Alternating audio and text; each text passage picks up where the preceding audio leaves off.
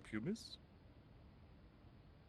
Have you ever heard of an English sea captain called El Draco? El Draco?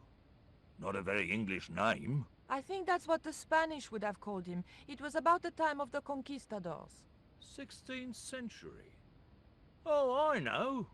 That's what the Spanish called Sir Francis Drake. Francis Drake? Have you got anything here that belonged to him? Indeed, miss. We have a couple of artifacts he brought back from one of his journeys. Thank you. You've been most helpful.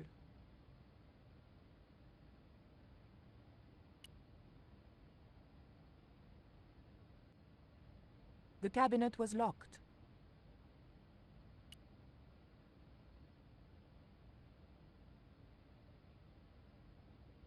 I wanted nothing to do with that statue. It made me nervous somehow.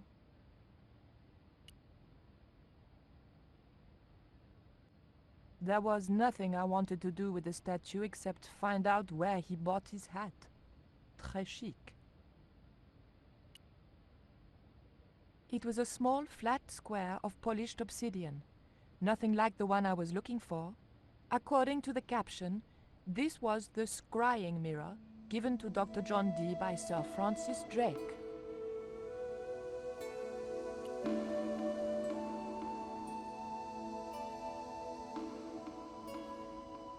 What can you tell me about the scrying mirror?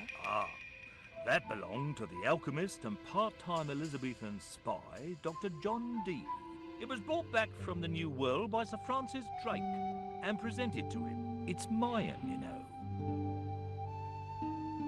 What is a scrying mirror? It's rather like a crystal ball, and you can't see anything in it. Apparently, he had a partner who used it to talk with angels. If you ask me, you were barking mad. It didn't look anything like the coyote stone. This one was like a little black shaving mirror. Is the scrying mirror the only piece of obsidian Drake gave Dee? Funny you should ask. There's another called the Jaguar Stone. Dee never liked it, though. Said there were angels in the mirror, but devils in that stone. Can I take a closer look at Dee's mirror, please? No, you cannot. That's why the cabinet is locked. They tried some newfangled interactive scheme. And you can guess what happened. Bloody kids ran off with half the exhibits. Hands-on experience, my foot. In my days, it was hands off, I ask you. What do kids know about ancient Mayan civilization? Nothing. Can you tell me something about the Jaguar stone? Certainly, miss. The so-called Jaguar Stone was brought back from the Americas by Sir Francis Drake and presented, with, as you already know, the more famous scrying mirror, to John Dee. The old loony didn't like the stone, though. Reckoned it was tainted by the devil. Come along, miss. I'll show you the mirror. I've already... Oh, never mind.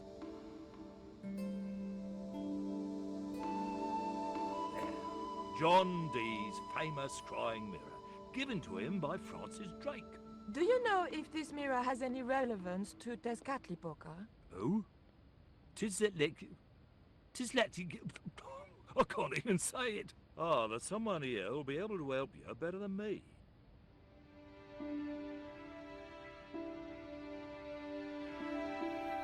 This young lady has some questions to ask, Professor. I think she's from France. Professor Roubillier? Eh?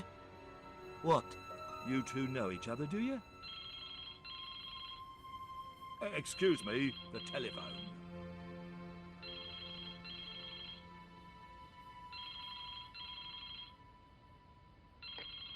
We meet again. Mademoiselle, France, eh? Yes, I believe that's where you live, Professor. I have a house there, on the outskirts of Paris, but I haven't been back for many months. What can you tell me about the Jaguar stone, Professor? It's obsidian, from the Chichen Itza region.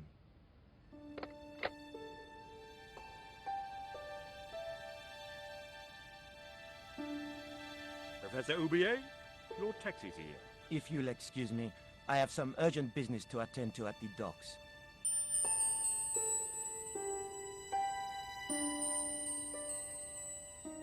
Can you answer me some questions about the Jaguar stone? Certainly, miss. If you just step this way.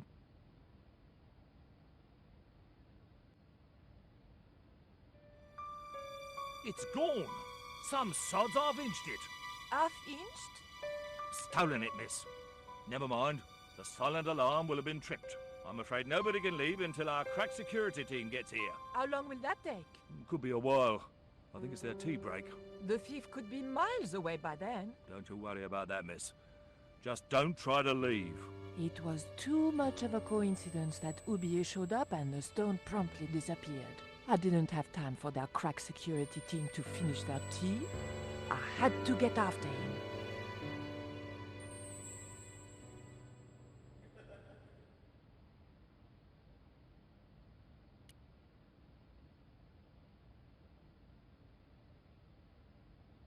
I doubted I could sneak this enormous stone out under my jacket. I'm sorry, miss, but Oh, but surely you don't suspect me of stealing the stone? No, but you will have to make a statement to the police. You're a witness.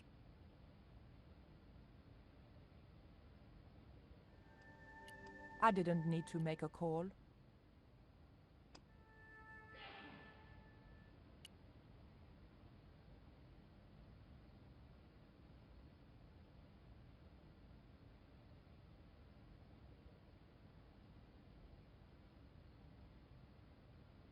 Take a look at this.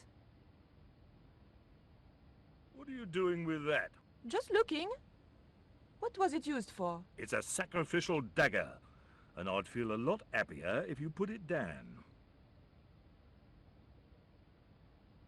I didn't steal the stone. I was nowhere near it. So who do you suppose did steal it? It must have been Oublier. Huh! Begging your pardon, but he's a man of letters. A professor. So was Moriarty. Man of letters or not, he's your culprit. Don't you think it's suspicious that Oublier has urgent business at the docks? Not in the slightest, young lady. He's gone to oversee the unloading of cargo, an exhibition of Mayan sculpture on loan from Mexico City. What's the name of the ship? The Xibalba Princess, moored down by Tower Bridge. Why do you ask? Just wondering.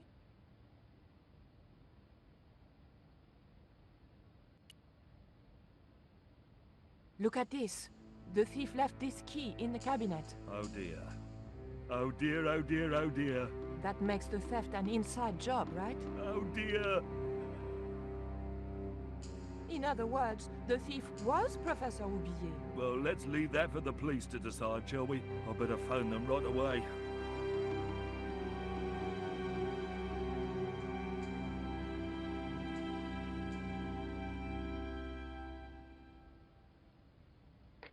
Hello? I knew I had nothing to worry about if the police were called. Yes, I'll hold. But I had to catch up with Oublier, and fast.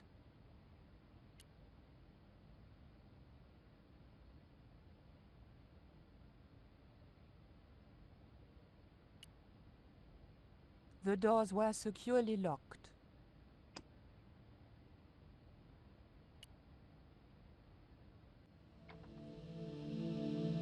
I levered the handle open with the thin dagger.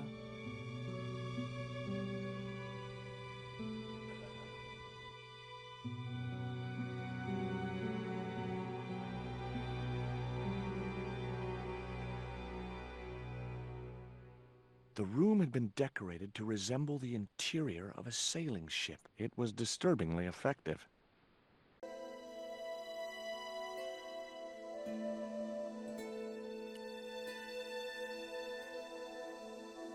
Holding that lantern, I felt kinda biblical.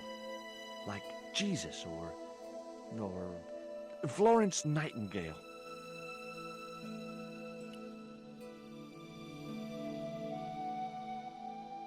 The ship looked too fragile to touch. March 20th, 1670 fix. Engaged frigate off Fan Salvador? It was garbage. Huh. I guess being a pirate didn't require too many academic qualifications. The passage went on to describe how Ketch had got wind of the approach of a fleet of English ships. It seemed the new governor had not shared his predecessor's views on Ketch's activities. They were out for his blood. sailed to that place where I made secure my fortune. I returned safe in the knowledge that the governor shall not discover that which I had hidden.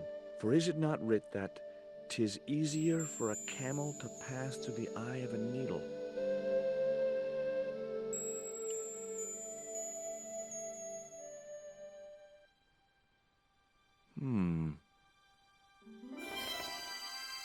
Surprise!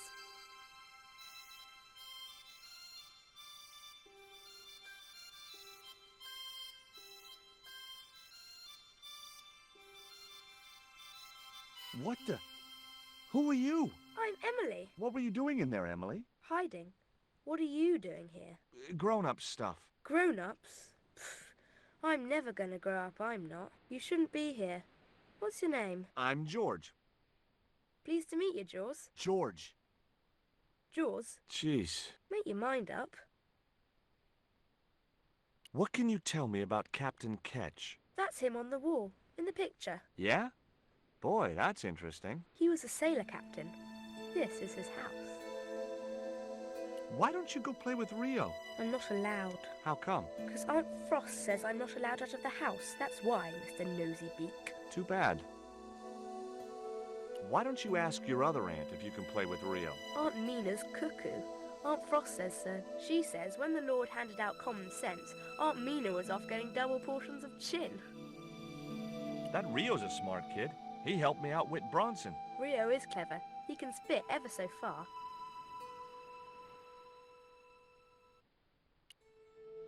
Look, an ancient Mayan stone. Is that a magic stone? Well, I don't know about that. No. Would you like to play darts? No? Oh, come on. I'll throw, you catch. That's dangerous. Darts will stick in me and make me bleed. Do you know how to use a theodolite? We don't learn anything about surveying at my school. Not until 5th grade.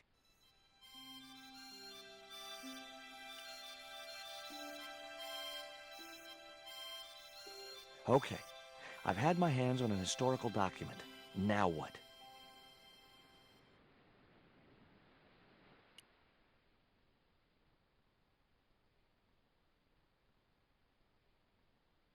The chart fitted exactly into the recess on the top of the desk. What you doing, Jaws?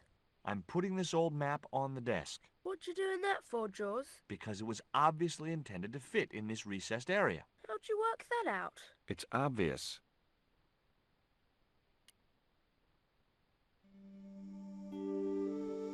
That might come in useful in ticklish situations. What you doing now, Jaws? Knock it off, will ya? There's something you ought to know. I don't buy cute or lost puppy. I'm just borrowing this feather, that's all. Why? I might be able to make use of it. You gonna steal it? That's bad. I'm gonna tell on you. No, don't do that. Why not? Well, because I'm not stealing, just borrowing.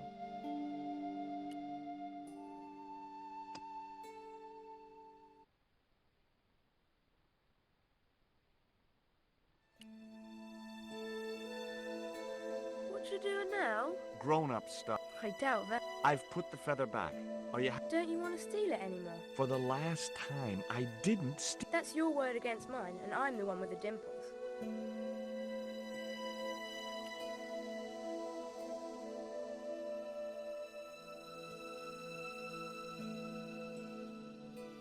Hard a port, bosun. Aye, aye, Captain Stobbart. She cannot take it, Captain. The lad's dead. Abandon ship.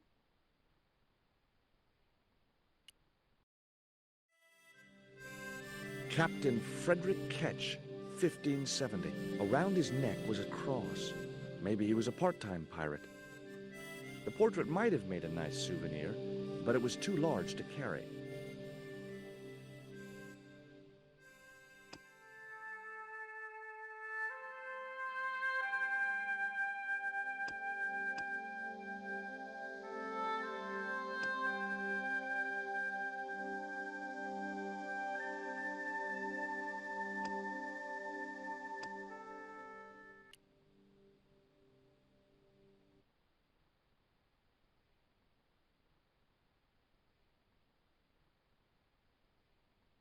Yow! I should have known better than to put my hand in there. Grandma Stobbart had a nasty experience in a water butt once.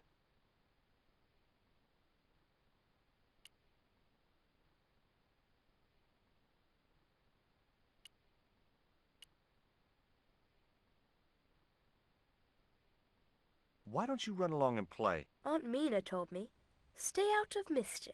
Well, that doesn't mean you have to stay indoors, does it? On a beautiful day like today? There's a storm coming. Oh, nuts. You don't know that. I do so. I can see the whole world from the window.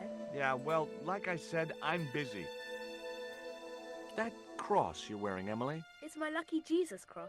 it's just like the one Captain Ketch wore. Uh-huh. Can I borrow it? Uh-uh. What would you trade for that cross, Emily? A puppy. Well, I don't happen to have a puppy in my pocket right now. Can you think of anything else you'd trade? Don't know.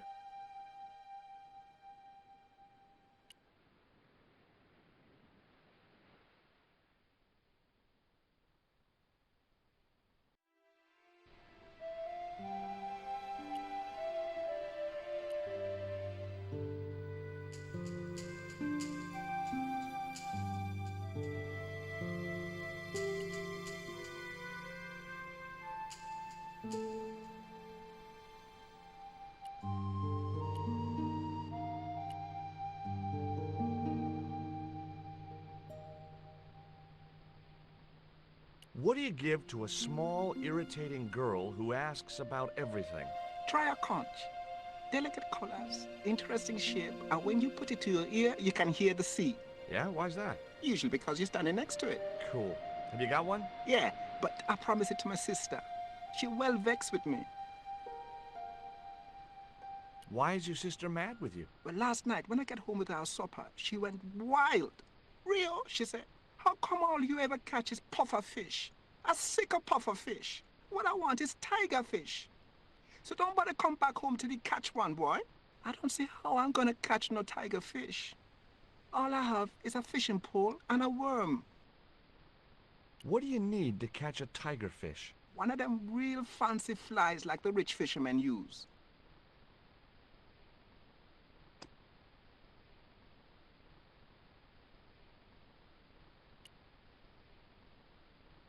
What you got there? I didn't think the kid would be interested in that.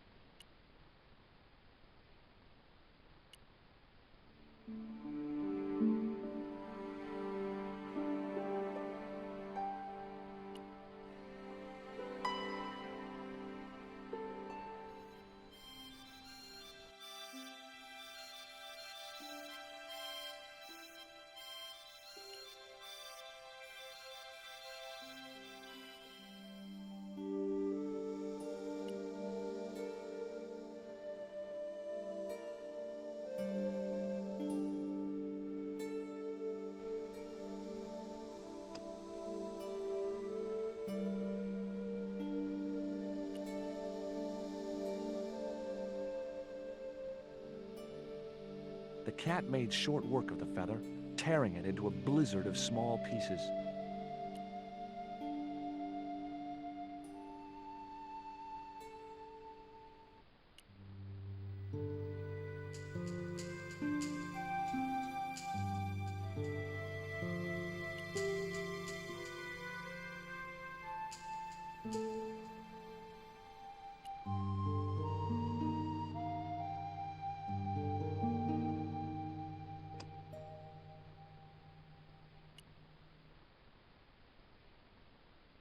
What you got there?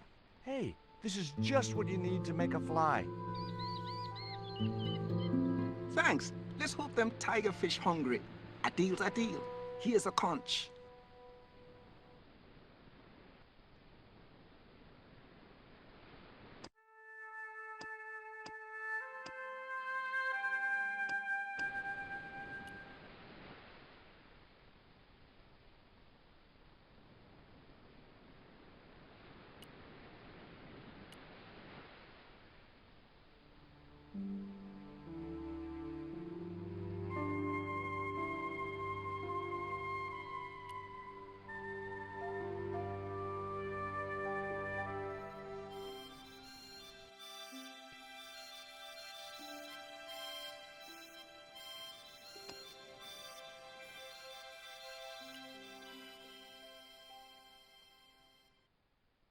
Here, I've got a conch. Would you like it? Dunno.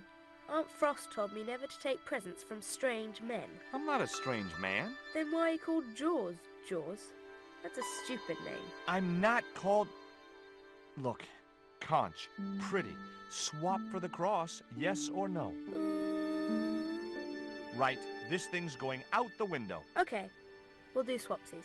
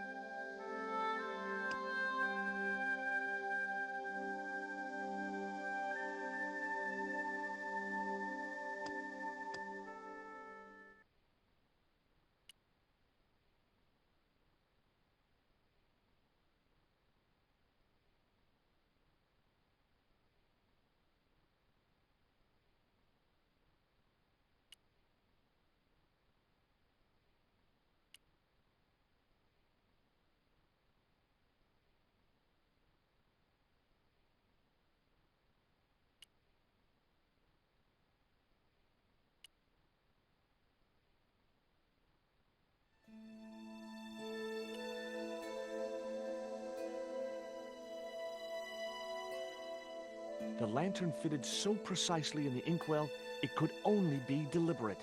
Before you ask, I've put the lantern in the inkwell. See? It fits. Why? Because it was cut to fit. Why? Because sneaky old Captain Ketch made it that way. Why? What is with all the questions? 'Cause I'm interested. Why? 'Cause I have the insatiable curiosity of the young. Why? All right, truce.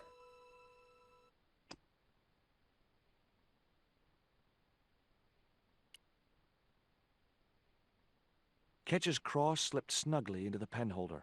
Before you ask, I've put your cross in this little hole in the desk. Why? Impulse mainly, with a dash of irrational intuition. Silly. Only women have intuition. The lantern cast a strong light over the desktop. The light cast a shadow of the cross. And the shadow fell precisely over a small, unnamed island shaped like a skull.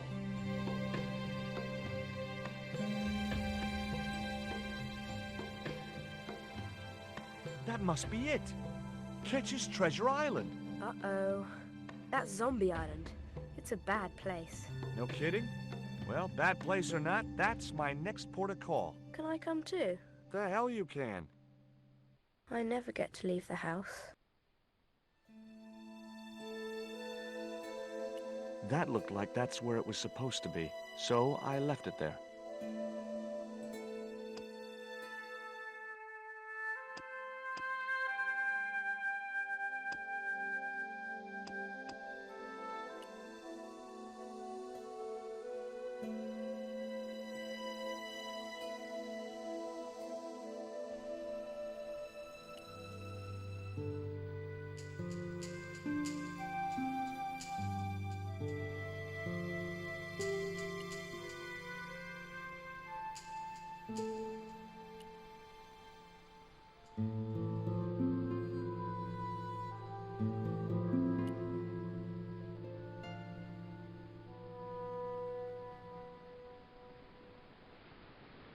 Would you take me to, Zombie Island? In this weather?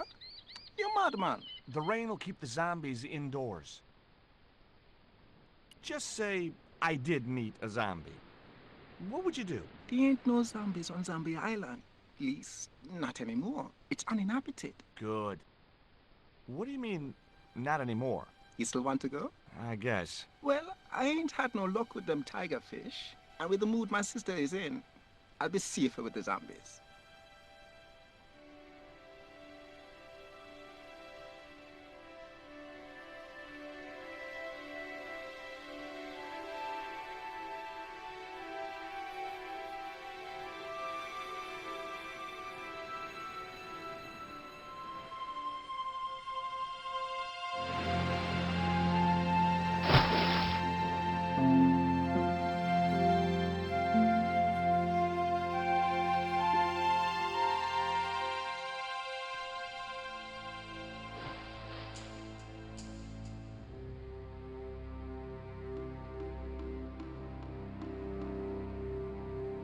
So, this was Zombie Island.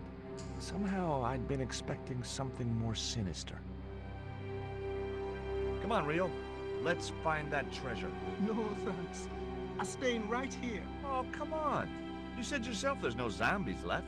Yeah, but that was while there was a big pile of seawater between me and this place. All me have now is this little bit between the boat and the shore, and I'm hanging on to it.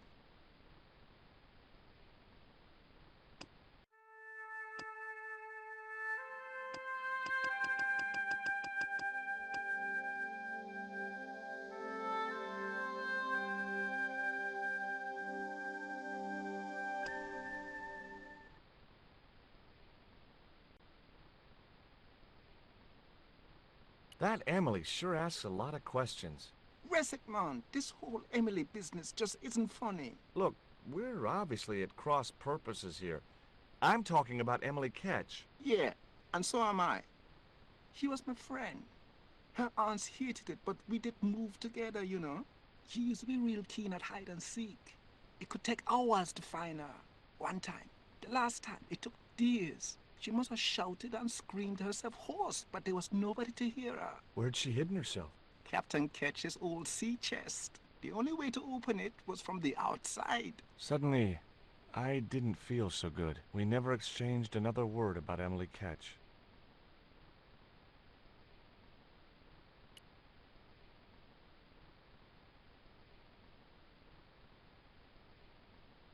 It was too high.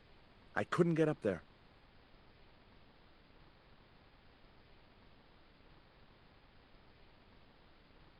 I was quite happy where I was, relatively speaking.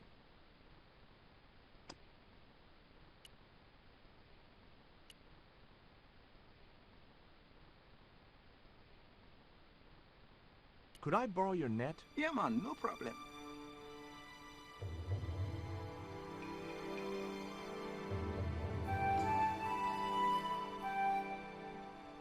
You planning on catching some fish? Nope. I'm after a big rock.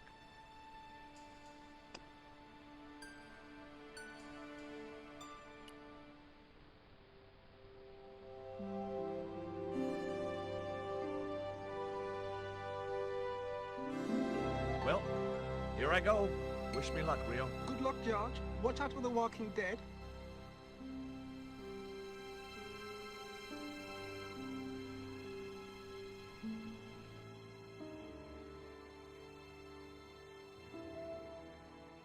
I stumbled down dark stairwells for what seemed like forever, until suddenly I found myself, wow,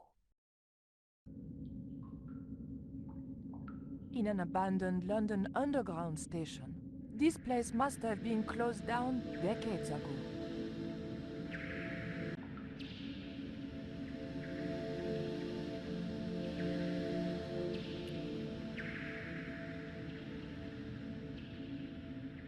The slot was much too thin for my fingers.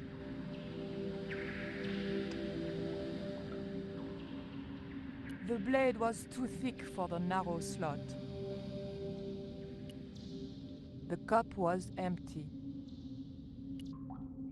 The machine needed to be fed a coin before it would operate.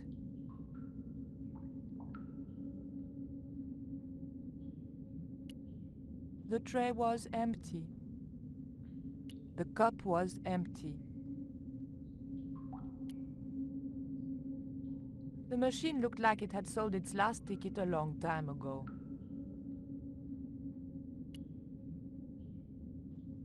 I'd probably break my neck if I climbed over the sleepers, or worse, a heel.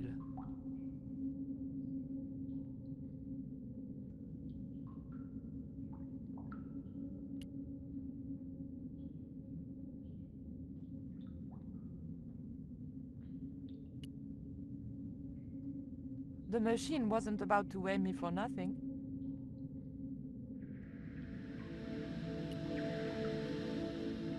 The date on the poster was before I was born. It looked just like the modern one.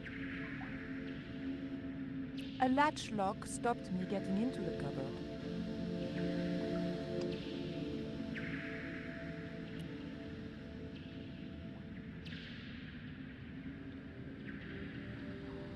The blade of the dagger just fitted between the door and the soft wood frame. The door gave slightly, and then held firm. My fingers were too big to reach into the tiny crack.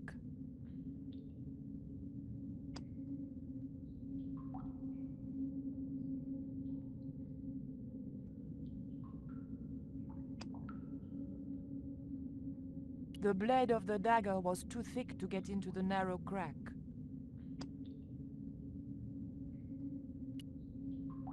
The blade of the dagger was...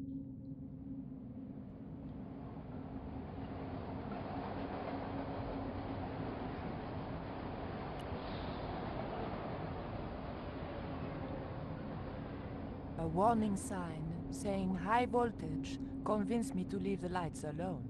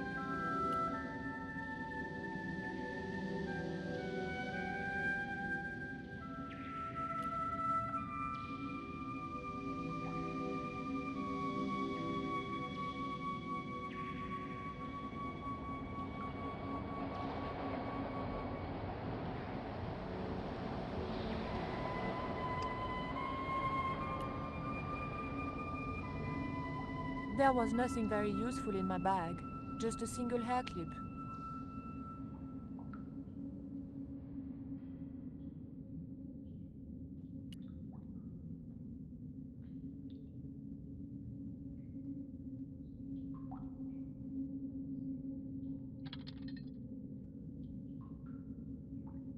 I pushed the hair clip into the slot and whatever was stuck there disappeared into the machine.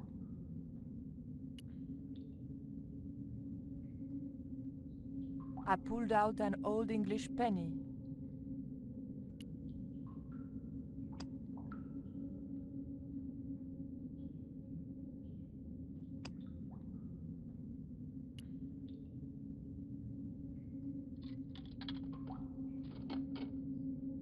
I put the old penny into the slot, the needle twitched rustily and the machine spat out a card.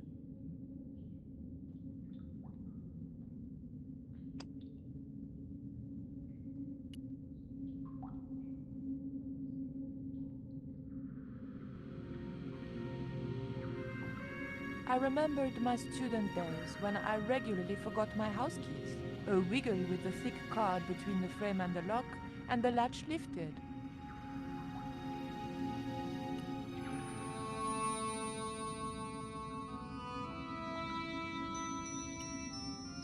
If I closed the cupboard, the ticket might not open it again.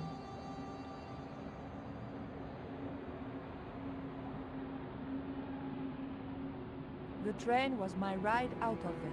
I could worry about not having a ticket when I got to the docks.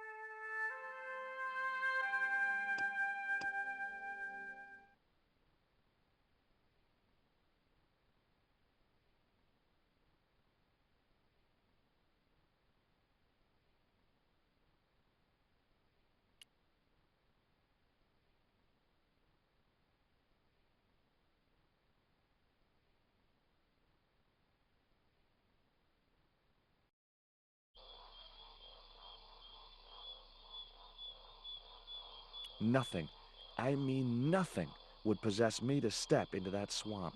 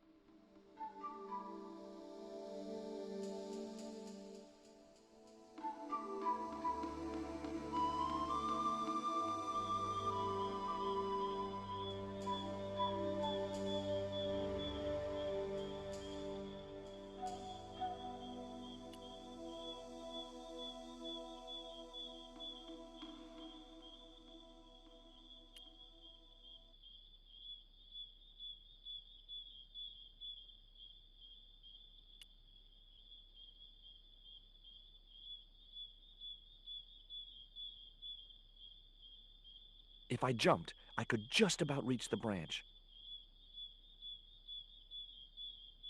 Climbing the tree wasn't going to help any in this situation.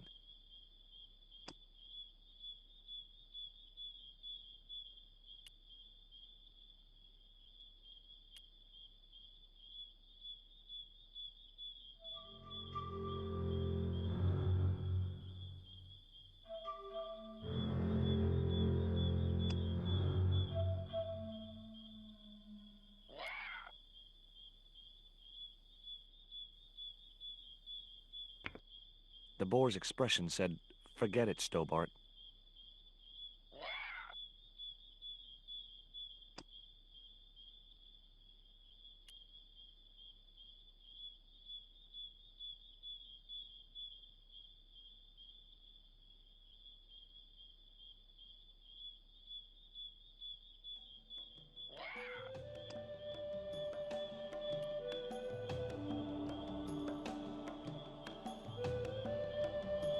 As soon as I stooped to investigate the hole, its inhabitant disappeared into the darkness.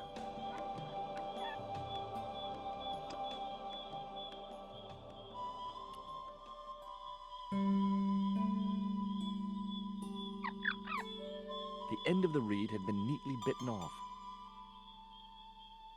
Now I knew what was living in there. A long-toothed, snarling, furry wild thing.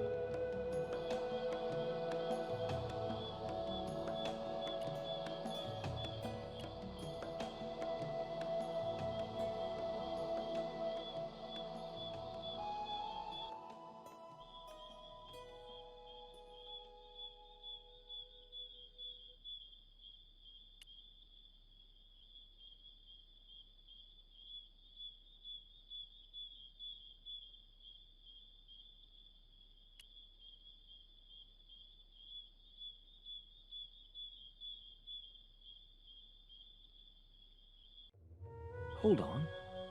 I've been here before. Haven't I?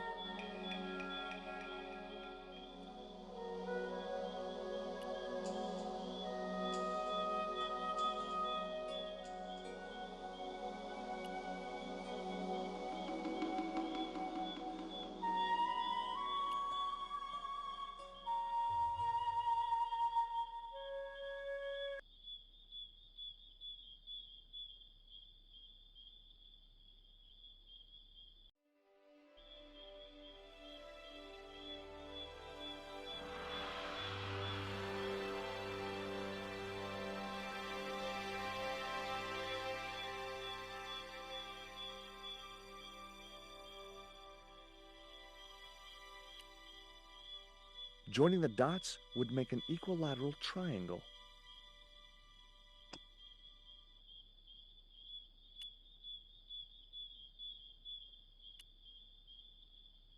Initials carved into the stone read F.K. Frederick Ketch had been here.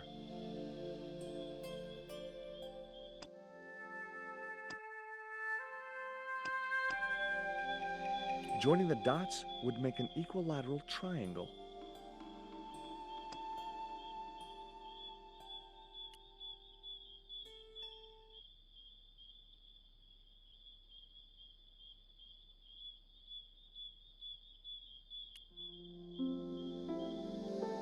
The hill I was on had reminded me of a camel's hump as I'd climbed up it. Now I had to see what I could see.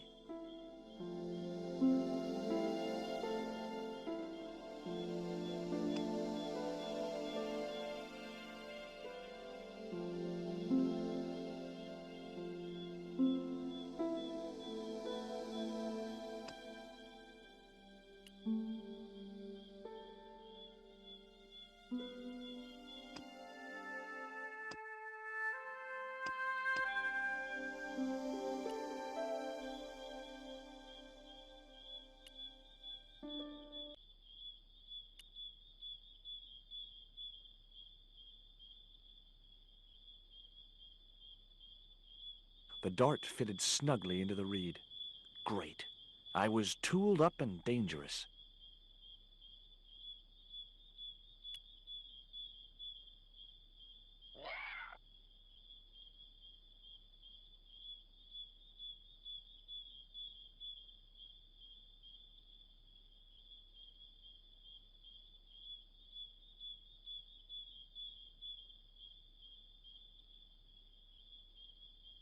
Climbing the tree wasn't going to help.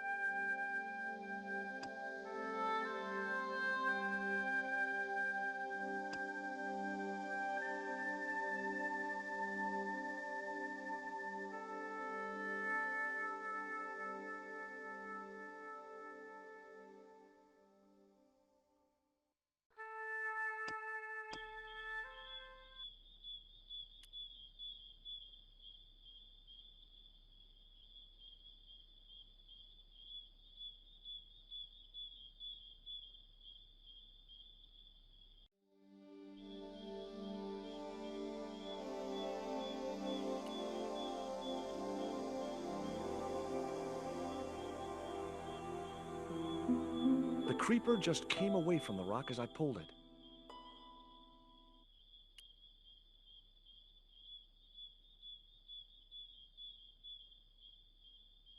No good.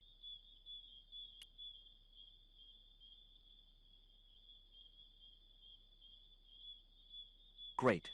I'd created some sort of creeper marker fishing net assembly. Sometimes I terrify myself with my creative genius.